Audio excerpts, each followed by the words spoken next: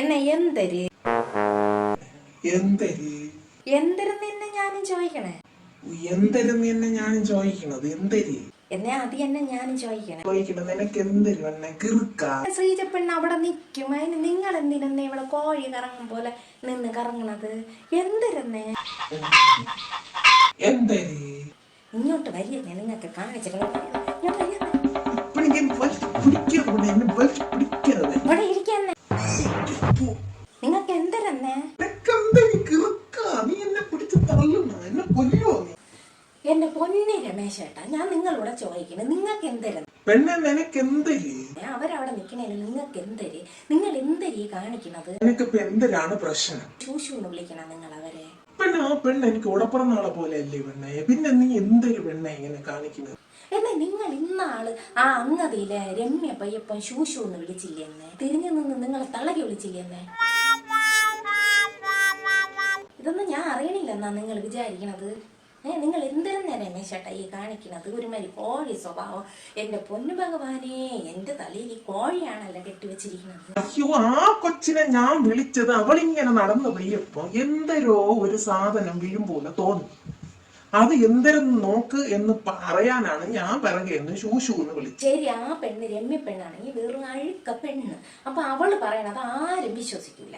എന്തിനാ ശ്രീ ചേച്ചി നിങ്ങൾ ശൂശൂന്ന് വിളിക്കാൻ പോയത്? പെണ്ണെ, ഞാൻ ഈ പണിക്കൊക്കെ പോയി വെയിലൊക്കെ കൊണ്ട് എന്റെ മുഖത്ത് മുഴുവൻ കരുവാടിപ്പ്. അതിനെന്തെങ്കിലും ചെയ്യാൻ പറ്റുമെന്ന് ചോദിക്കാനാണ് ഞാൻ അവളെ വിളിച്ചത്. അങ്ങനെയാണ് നീ ഈ കൃക്കത്തനം കാണിക്കുന്നത്.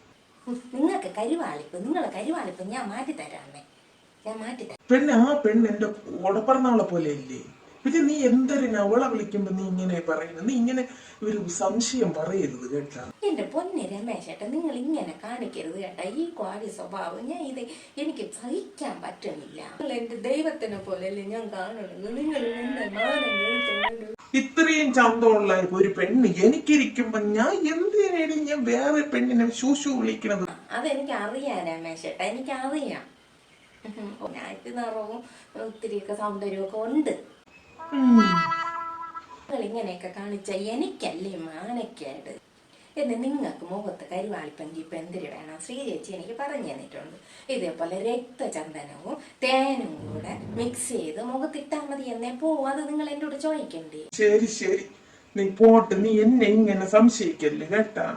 ഓ ശരി, നീ എനിക്ക് ഇതുപോലെ ചോറ് പോര് തിന്നിട്ട് ഭയങ്കര വിശപ്പ്. ഓ ശരി, വാരി. ശരി, പോയി കോര്.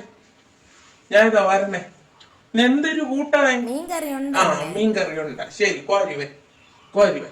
എന്റെ അമ്മോ, ഒരുവിധം രക്ഷപ്പെട്ടു. എന്നെ കൊല്ലും കേട്ടാ. എന്റെ അമ്മോ, എന്തൊരു പറയാ, തലയിലായിപ്പോയി.